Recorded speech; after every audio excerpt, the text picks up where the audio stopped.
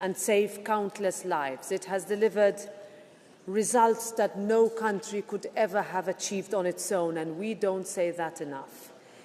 80 years on from the founding of the United Nations, this is a moment to renew our commitment to multilateralism as a force for good in the world, one that keeps us safer, freer, and better off. In a more uncertain world, we need to double down on our commitment that cooperation and dialogue between nations delivers better results than confrontation does.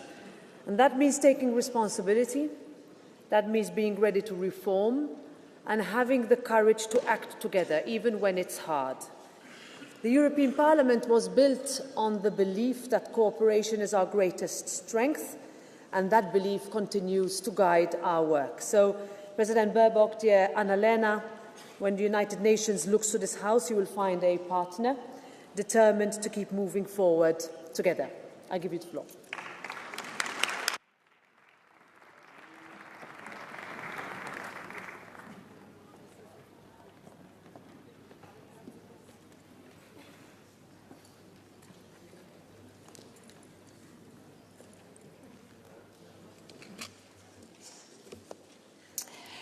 Madam President Metsola, dear Roberta, esteemed members of the European Parliament, colleagues and friends. I've just arrived from the Winter Olympic Games, where our Italian friends underlined in this beautiful opening ceremony in Milano that peace is more than the absence of war, where they are showcasing right now and all the athletes that we can achieve and what we can achieve when we come together, despite our differences, to compete fiercely yet fairly on the same playing field, governed by the same rules in mutual respect. So bravo, Italia. But while I wish we were gathered to celebrate that spirit of international solidarity, the reality is that the world outside of those stadiums look very different. These are trying times. When President Metsola invited me in September at the high-level week of the UN General Assembly, the world felt already chaotic. I warned of a make-or-break moment for our multilateral system. Today, only 40 days into 2026, Venezuela, Iran, Greenland, on top of Ukraine, Gaza, Sudan, and so many crises more. The international order is not only under pressure, it is under attack. And we face a new and more troubling kind of crisis. Conflict waged not even under the pretense of self-defense or respect for international law, but often carried out in open defiance of it. At precisely the moment when we most need cooperation, most need the United Nations, powers, even those who have a special responsibility to protect peace and security, are pulling away from it or even outright attacking it.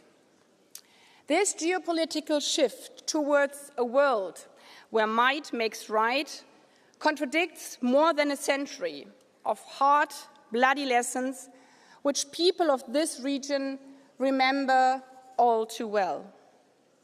Rules and standards drawn from these experiences, which were believed to be set in stone, are now openly questioned, dismissed, or violated. History teaches us that large systems rarely collapse in one dramatic moment.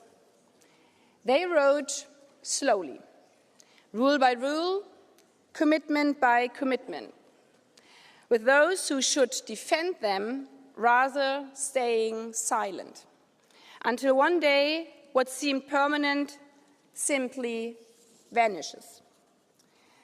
4 years ago, in February as well, I went as a European, as Germany's foreign minister, to the UN General Assembly, calling for the UN to stand up for Europe's peace. Today, I'm coming as a president of the General Assembly of the United Nations to Europe, calling for Europe to stand up for the United Nations. Because the world needs the UN. But right now, the UN and its principles, as enshrined in the Charter, needs the world too. It needs Africa, it needs the Americas, it needs Asia and the Pacific, it needs Europe, it needs you, to form a cross-regional alliance to protect and defend and champion the Charter and the international rules-based system that benefits us all, individually and collectively. First and foremost, dear colleagues, it needs us, it needs you, the EU, to defend the truth. As we are living in a world where fake news, falsities, mis- and disinformation is everywhere. We see it on social media, on TV, we hear it in parliaments, in speeches, we hear it in the General Assembly. And we have learned the hard way that it's not only an oversight due to ignorance, but a deliberate attempt to weaponize mis- and disinformation as an instrument of power politics. And we have also learned the hard way that the too often tepid response of just ignoring what we know to be wrong in order to stay diplomatic is not really a success strategy. As Nobel Prize laureate Maria Ressa put it, I quote, "Without facts, you can't have truth. Without truth, you can't have trust. Without these three, we have no shared reality, no rule of law, no democracy, and we can't begin to solve existential problems." But we also saw, as recently with Greenland, that if one stands up for the truth firmly, immediately, and collectively, it pays off. And this responsibility lies with us. Defending the truth means we cannot negotiate the facts. We cannot go along to get along in the hope that it will avoid a tariff. Defending the truth means countering hate speech and misinformation, including using the power of Europe's integrated market to support UN initiatives on digital and e-governance structures. And, speaking here as a woman, defending the truth means realizing that if 95% of online deepfakes are non-consensual pornographic images, and 99% of which target women, that these deep fakes are no coincidence, but they are deeply systematic to attack women. And this must be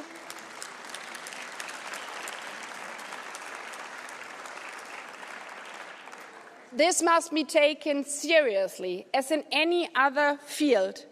Women's rights are not only human rights, but women's rights are an early warning system for our open and free societies. Defending, therefore, truth is not a spectator sport. We are not bystanders who have the luxury of standing on the sidelines while injustice unfolds. Silence is a choice, but so is action. Of course, we all know this is easier said than done, especially when you're faced with blackmail or coercion, threats or intimidation. For sure, no one can do it alone, not the EU, nor Canada, nor Ukraine or the African Union, not India, nor Mexico. We must do it together. And we have seen how powerful we can be when we indeed act together.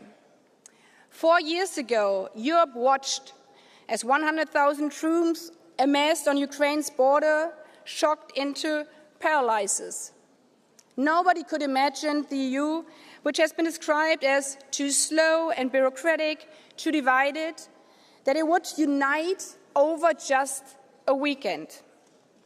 From the invasion on Thursday to before the market opened on Monday, the EU collectively passed one of the largest sanction packages ever recorded, because it responded as one, with conviction and purpose.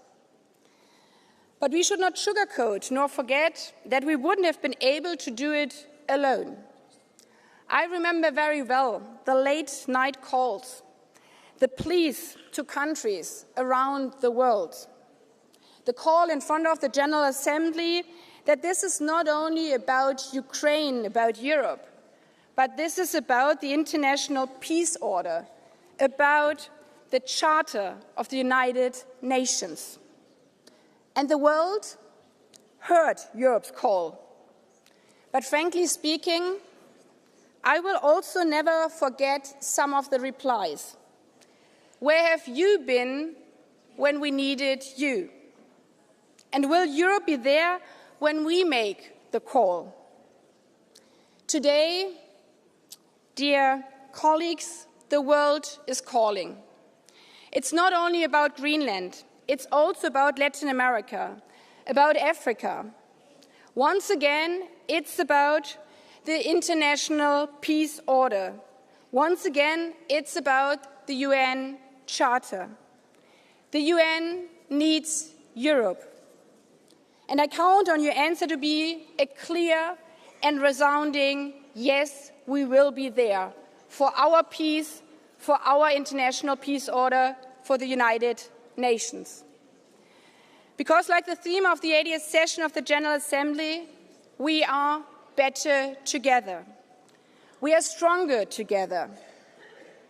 And in this spirit, the Secretary General Guterres and I have called on all member states at the beginning of this year to form that cross-regional alliance, to protect and defend, to champion the Charter of the international rules-based system. And it was great to hear from the President of the EU Commission, Ursula von der Leyen, in Davos, that the EU is ready to step up in this regard, seeing the new trade agreements with Mercosur and others not only as purely economic, but as a strong strategic security tool, in line with the Paris Climate Agreement, with the potential to create a market with 700 million people.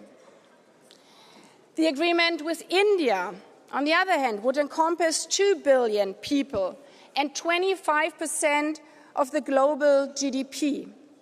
Now imagine the economic and thereby global power if you combine it with others in Australia, New Zealand, Canada, and enlarge it to Africa and the Middle East.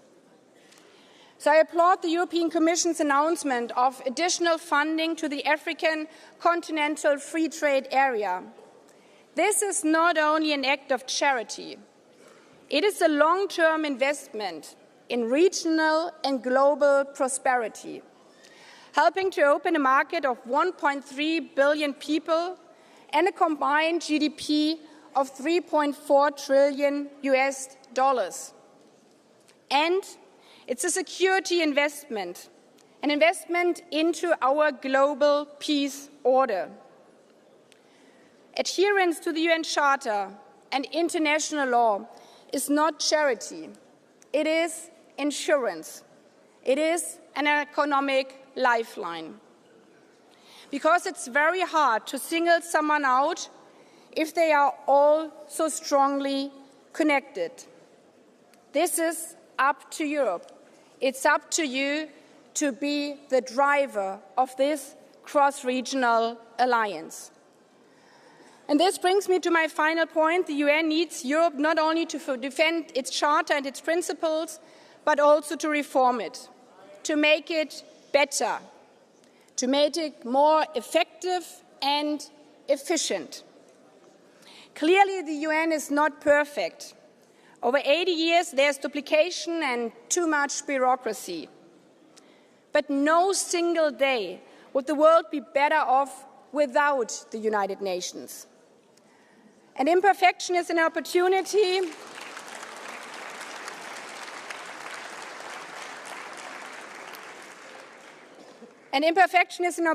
to strengthen and refine, not to cut down and to demolish. We cannot allow those who would weaponize failings or setbacks to use existing inefficiencies or duplications as justification to unravel all that we have built, nor allow exclusive clubs to hold responsibilities for world peace. So while I commend the EU and individual European missions in New York for their engagement in our so-called UN80 reform process, I encourage you, as one of the strongest contributors to the UN, especially with regard to voluntary funding, to step up further now, as I also encourage other regional groups to come up with your reform proposals, especially with regard to alignment of the work of the different UN agencies and strengthening of delivery on the ground.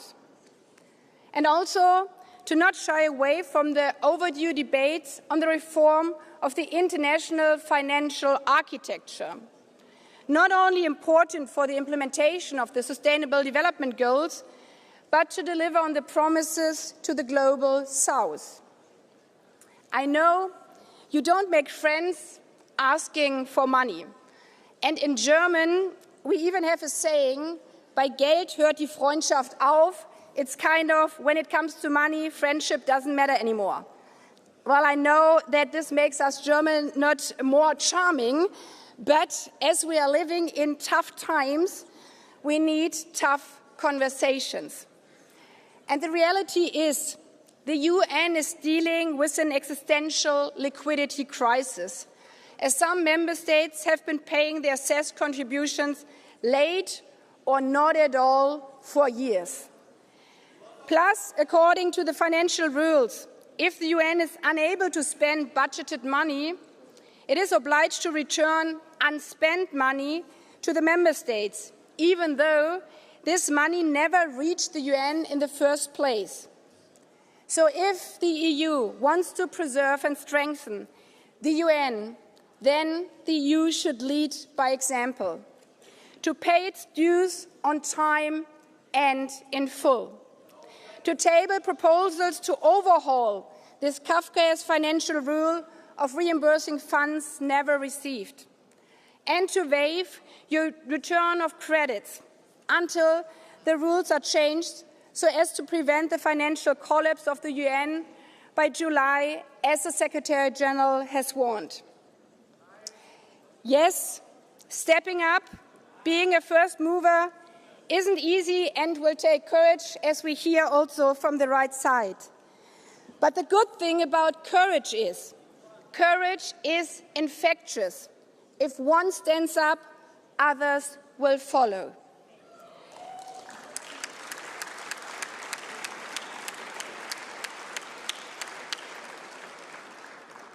And the same holds true for the selection of the next Secretary General of the United Nations.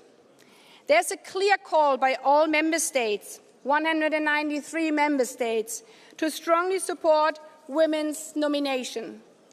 As one might wonder how in 80 years an organization responsible for human rights has never selected a woman to serve at its highest office, despite the fact, as we hear often, there are no candidates, there are 4 billion potential candidates on Earth. So if you're here, as we head now closer to the selection process in the next months for summer, suddenly this old argument again, well, it's not about gender, it's about competence, which you hardly hear if only men are running. Please remind them that the EU functions quite well, that it didn't even hurt to also have, for the first time, a woman at the helm as the Commissioner President. It makes you, in fact, only stronger. And by the way, And by the way, I know that some don't like that at all, but there's another example. As I just started with the Olympics and just came from the Olympics, even the International Olympic Committee has succeeded in having, after 130 years, its first woman as president. And I know, and we hear them also in this room, that there are voices out there saying, well, in sports, this is not like politics. These times, you have to be a tough guy. How does it help if you're playing to the rules when others are using just their military force? Well, calling it naive to stand up for the truth, for women and human rights, for the international peace order. Yes, we heard that very often. But to them, to you, I would just say this: would you call Churchill or the other founding fathers of the UN naive? They stood up for peace and security, for sustainable development and human rights from the beginning on, precisely because they had seen what naive appeasement would lead to: war and total destruction. The same for the founders of this institution. Not so long after shooting each other, they proposed the full integration of core industry and economies. How many called them naive? Because they had the courage to lead by stepping up for cooperation. Today, we are not only standing in this building for which they laid the stones. We are standing on the legacy of courageous leaders. The founders of the United Nations and the European Union had the courage to see the truth before them and to call it like it was, and then to act accordingly for the greater good. Today, at another crossroads, it's up to us, it's up to you to do the same. Do not mistake truth for weakness. Do not confuse reform with failure. And do not sacrifice principles to appease. As former Secretary General Kofi Annan once said, the human family will not enjoy development without peace, will not enjoy peace without development, and will not enjoy either without respect for human rights. I thank you.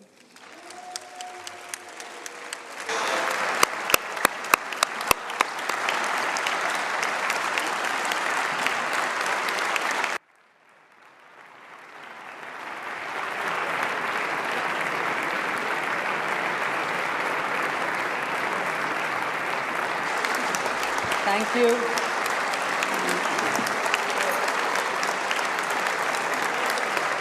Thank you very much.